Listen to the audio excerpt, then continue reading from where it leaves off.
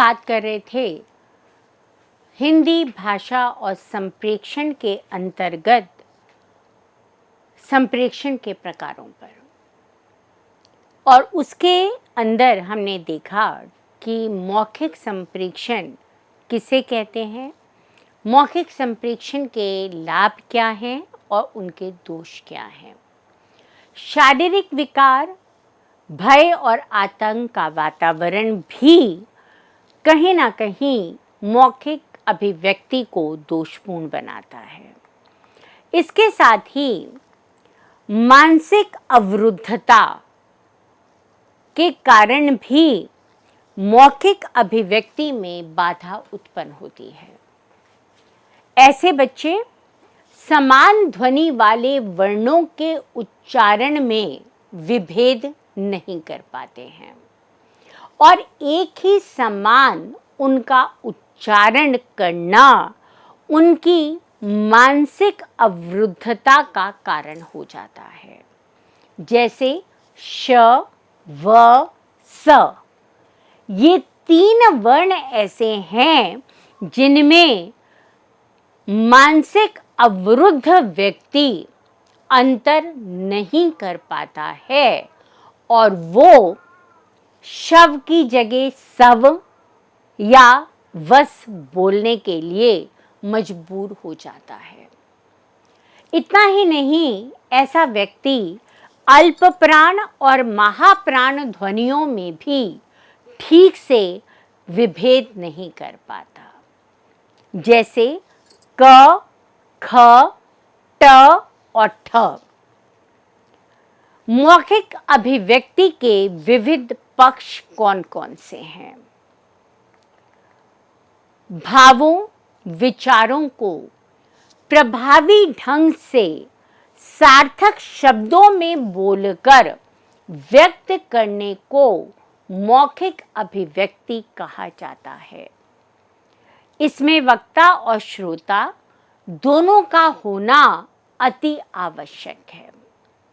एक की कमी होने पर मौखिक अभिव्यक्ति संभव ही नहीं है।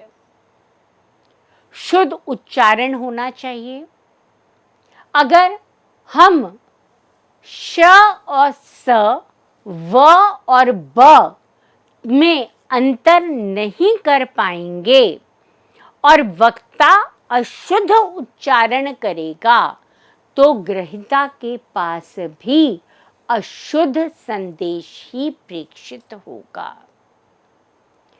उच्चारण के समय एक एक वर्ण या शब्द स्पष्ट रूप से अभिव्यक्त होना चाहिए। निसंकोच अभिव्यक्ति आरंभ से बिना झिझके बोलने के लिए हमें व्यक्ति विशेष को प्रोत्साहित करना चाहिए। यदि हम कक्षा की बात करते हैं तो कक्षा में छात्रों को समय समय पर बोलने के लिए प्रेरित करते रहना चाहिए, जिससे शिक्षक को ये पता चल जाए कि विद्यार्थी कौन सा शब्द, कौन सा वर्ण सही तरीके से उच्चारित नहीं कर पा रहा। कार्यालय में भी हमें प्रतियोगिताएं करवानी चाहिए, भाषण कराने चाहिए या उन्हें किसी भी तरीके से बोलने का अवसर प्रदान करना चाहिए, जिससे वे निसंकोच अपने भावों को अभिव्यक्त कर सकें। उचित गति, बलाघात तथा अनुतान का ना होना भी मौखिक अभिव्यक्ति में बाधक होता है। बोलने की गति तेज, मंद, सामान्य होती है। यदि वक्ता बहुत तेज गति से अपनी बात को कह रहा है तो ग्रहिता उस भाव को, उस संदेश को उस अर्थ में ग्रहण करने योग्य नहीं रह सकता जो अर्थ प्रेक्षक उस तक पहुंचाना चाहता है।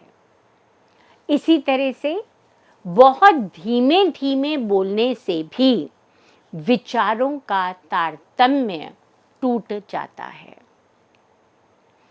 अपने किसी कथ्य को प्रमुखता देने के लिए वक्ता एक वाक्य में किसी एक अक्षर अथवा किसी एक शब्द पर जब बल देता है, इसे हम बलाघात कहते हैं, तब श्रोता को भाव विशेष की गंभीरता या विशेषता का ज्ञान हो जाता है। उदाहरण स्वरूप, आपको आना ही पड़ेगा, यहां ही शब्द पर यदि जोर दिया जाए तो इसका अर्थ होगा कि आने वाले व्यक्ति के पास विकल्प नहीं है कि वो आए या ना आए, उसे उस स्थान विशेष पर आना ही होगा। दूसरा उदाहरण देखिए, आप कैसे नहीं आएंगे, इसका भी अर्थ यही है। कैसे नहीं आएंगे, आपको तो आना ही है। आप ये संभावना ही अपने मन में नहीं रख सकते कि आप उस जगह पर ना आए। इस तरह से वाक्य में शब्द पर विशेष रूप से बल देकर हम अपनी बात को अधिक स्पष्ट कर सकते हैं। एक और उदाहरण से अपनी बात को समझते हैं। रोको मत, जाने दो। इसका अर्थ हुआ कि उस व्यक्ति विशेष को रोकने की आवश्यकता नहीं है, इसे जाने दिया जा सकता है। इसी वाक्य को अगर हम कहें रोको मत, जाने दो, तो इसका अर्थ होगा कि इस व्यक्ति को हमें जाने नहीं देना है। तो शब्दों को प्रेक्षक ने किस भाव से, किस बल से, किस गति से बोला है, इसका प्रभाव भी ग्रहिता पर पड़ता है।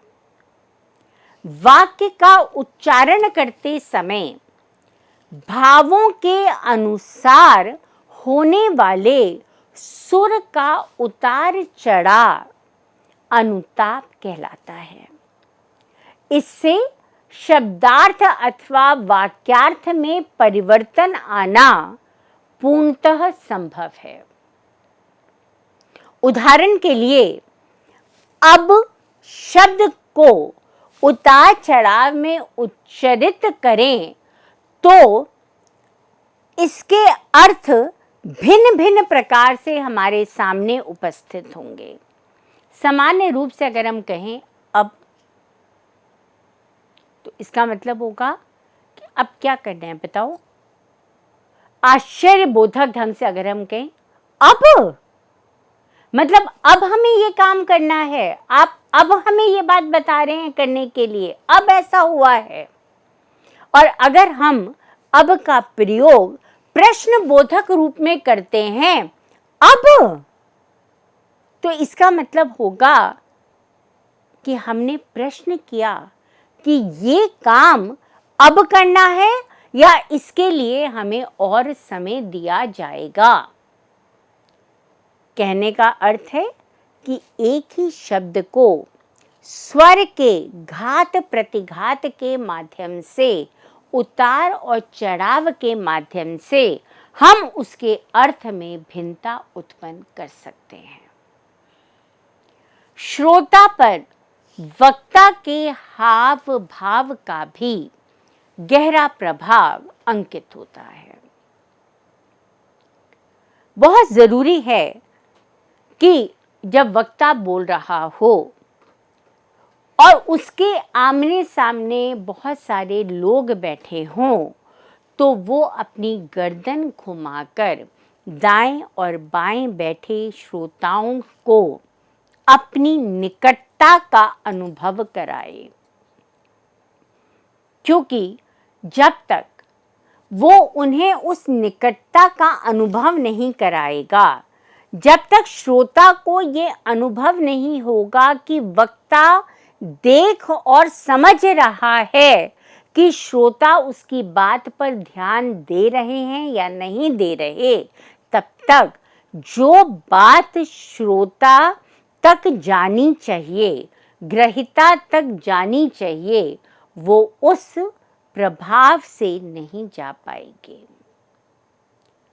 मुखाकृति के अनुसार भी भावों को परखकर मौखिक संप्रेषण में, मौखिक अभिव्यक्ति में हम जो प्रेक्षक है उसकी बात को समझने का प्रयास कर पाते हैं। जैसे कई बार हम बहुत सामान्य शब्दों का प्रयोग करते हैं, पर हमारा उत्साह, हमारा हर्ष, हमारे अंदर की करुणा, हमारे मन का क्रोध हमारे मुखाकृति पर प्रतिध्वनित हो जाता है, हमें दिखाई दे जाता है, और तब हम उसके अनुरूप भी काम करने का प्रयास करते हैं। हाथ की मुद्राएं भी हमें अपनी बात को प्रभावपूर्ण बनाने में सहायक सिद्ध होती हैं। बहुत ज़रूरी है कि जब हम किसी भी व्यक्ति से बात करें तो हमारी बातचीत में किसी भी प्रकार का बनावटीपन ना हो। सहज सामान्य शब्दों का प्रयोग करके हम अपनी बात को ज़्यादा प्रभावपूर्ण ढंग से दूसरे तक संप्रेषित कर सकते हैं।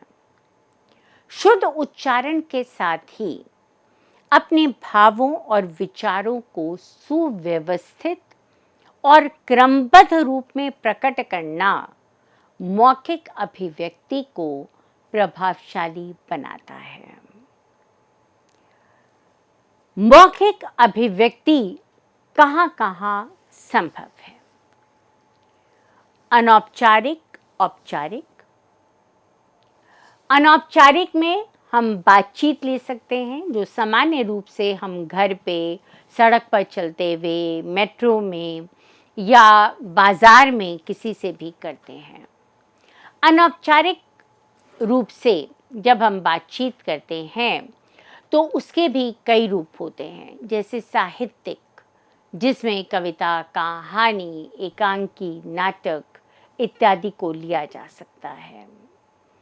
और दूसरे में जब हम किसी के प्रति आभार व्यक्त करते हैं, उसका परिचय देते हैं, उसको कोई संदेश देना चाहते हैं, तो इस प्रकार से मौखिक अभिव्यक्ति के भी विभिन्न स्तर माने जा सकते हैं। मौखिक अभिव्यक्ति को मोटे तौर पर अगर हम देखें, सामान्य रूप में अगर हम उसको परिभाषित करना चाहें, तो अनौपचारिक और औपचारिक दो रूप उसके सामने आते हैं। घर परिवार में जब दो लोग आपस में बातचीत करते हैं तो उसमें सामान्यतः हम भाषा को बहुत ज़्यादा प्रभावशाली बनाने का प्रयास नहीं करते हैं। हम उसमें बहुत ज़्यादा औपचारिकता भी नहीं लेकर आते। ये अनौपचारिक बातचीत होती है। तुमने खाना खा लिया? हाँ। तुम क्या खाओगे? हमने बता दिया। आज कहाँ जाना है? ये भी बता दिया। ऐसे ही जब हम यात्रा करते हैं, दो व्यक्ति आपस में मिलते हैं, तुम्हारी शर्ट बहुत अच्छी लग रही है, तुमने आज खाना कैसा खाया, तुमने क्या बनाया, तुम क्या कर रहे हो, क्या करना चाहते हो, ये सब जो बातचीत है, हमारी दिन प्रतिदिन की बातचीत जिसे कहते हैं, ये अनौपचारिक बातचीत होती है। इसके लिए हमें कोई प्रिपरेशन करने की, कोई व्यवस्था करने की, पूर्व नियोजना करने की हमें आवश्यकता नहीं पड़ती है। जबकि अनौपचारिक अभिव्यक्ति करते समय हमें अपनी शब्दावली पर विशेष ध्यान रखना पड़ता है। किस प्रकार से हम अपने वाक्यों का विन्यास करें, विषय को किस प्रकार से व्यवस्थित करें, ये औपचारिक भाषा का अंग है। ये अनौपचारिक अभिव्यक्ति के समय इसका प्रयोग नहीं किया जाता। औपचारिक अभिव्यक्ति का विषय सीमाबद्ध होता है। वहाँ हम किसी भी विषय पर 2 घंटे 3 घंटे बोलते नहीं रह जाते। एक समय सीमा के अंदर हमें अपने भावों को अभिव्यक्त करना होता है। अतः विचारों का एक श्रृंखलाबद्ध रूप होना, उसकी एक व्यवस्था होना आवश्यक है। इसी तरह से हम अपने से बड़ों के लिए आप शब्द का प्रयोग करते हैं। औपचारिक बातचीत में हमें इसका भी ध्यान रखना पड़ता है कि हम किससे बात कर रहे हैं, किस विषय पे बात कर रहे हैं, क्यों बात कर रहे हैं। जबकि अनौपचारिक रूप में निकटता का भाव होने पर हम कई बार इस सीमा का उल्लंघन कर जाते हैं और अपने से बड़ों के लिए भी तुम शब्द का प्रयोग कर जाते हैं। वहाँ पर वाक्यों के विन्यास की शुद्धता पर भी बहुत अधिक ध्यान नहीं दिया जाता। जबकि औपचारिक बातचीत में हमें ये ध्यान रखना पड़ता है कि हम कैसी भाषा, कैसे शब्द और कैसे वाक्यों का प्रयोग कर रहे हैं। औपचारिक मौखिक के 2 उपभाग माने गए हैं, साहित्यिक भाषा और व्यवहारिक भाषा। साहित्यिक भाषा का अभिप्राय है साहित्यिक विधाओं के रूप में जब हम अपने विचारों को अभिव्यक्त करते हैं, जब हम अपने भावों को प्रस्तुत करते हैं, वहाँ पर हमारा साहित्यिक रूप सामने आता है भाषा का। जैसे कहानी, नाटक, कविता, भाषण, वाद विवाद। हम अनेक व्यक्तियों से अपने जीवन में मिलते हैं, उनका स्वागत करते हैं, धन्यवाद करते हैं, एक दूसरे से परिचय प्राप्त करते हैं, एक दूसरे को परिचय देते हैं और विदाई के समय शिष्टाचार के शब्दों का भी प्रयोग करते हैं। ये सभी चीज़ें औपचारिक मौखिक अभिव्यक्ति का व्यवहारिक पक्ष कही जाती हैं। मौखिक अभिव्यक्ति के साहित्यिक रूपों में वर्णन सबसे प्रमुख है। किसी भी व्यक्ति, वस्तु, स्थान, घटना या व्यक्ति या स्थान का प्रमुख गुण, उसकी विशेषता इत्यादि का यथावत, यथास्थान, समुचित वर्णन करना जरूरी है। इस वर्णन के माध्यम से ही उस व्यक्ति या उस स्थान का पूरा चित्र दूसरे व्यक्ति के सामने स्पष्ट हो जाता है। कहानी सुनना और सुनाना हम सबको बहुत पसंद है, किंतु कहानी के विषय हमारी आयु के साथ साथ बदलते चलते हैं। शुरू में जो कहानियाँ हम सुनते हैं या सुनाते हैं, उनमें पशु पक्षियों की बातें होती हैं, परियों की बातें होती हैं, राक्षस हमारे जीवन में आते हैं और इनके माध्यम से हम बच्चों को सही और गलत की पहचान करना बताते हैं। उन्हें पशु पक्षी जगत से परिचय कराते हैं, वनस्पति जगत से उनका परिचय कराते हैं, मनुष्य और प्रकृति के मध्य के संबंध को स्थापित करना सिखाते हैं। किंतु धीरे धीरे जैसे आयु बढ़ती है, साहस, संघर्ष, युद्ध, प्रेम, दोस्ती, ये विषय कहानियों के बनने लगते हैं। किशोरावस्था तक आते आते युवक युवतियां चाहते हैं कि जो जीवन में वो समस्याओं का सामना कर रहे हैं, कहानियां उन समस्याओं का समाधान प्रस्तुत करें। अतः विद्यार्थी या व्यक्ति की रुचि, अवस्था, स्तर के अनुरूप कहानी का चयन करना चाहिए, उसमें विविधता होनी चाहिए, तभी उसके माध्यम से रचनाकार जो भाव, मनोभाव, विचार संप्रेषित करना चाहता है उसका संप्रेषण सही रूप में हो सकेगा। हास्य व्यंग की कहानियाँ, साहस की कहानियाँ, कल्पना की कहानियाँ, ये सभी कहानियाँ हमें कुछ ना कुछ सिखाती हैं। इनके माध्यम से हमारा उद्देश्य होता है कि हम सरल से सरल तरीके से अपने भावों द्वारा जीवन में आने वाली विभिन्न समस्याओं का समाधान अपने श्रोता तक प्रेषित कर सकें।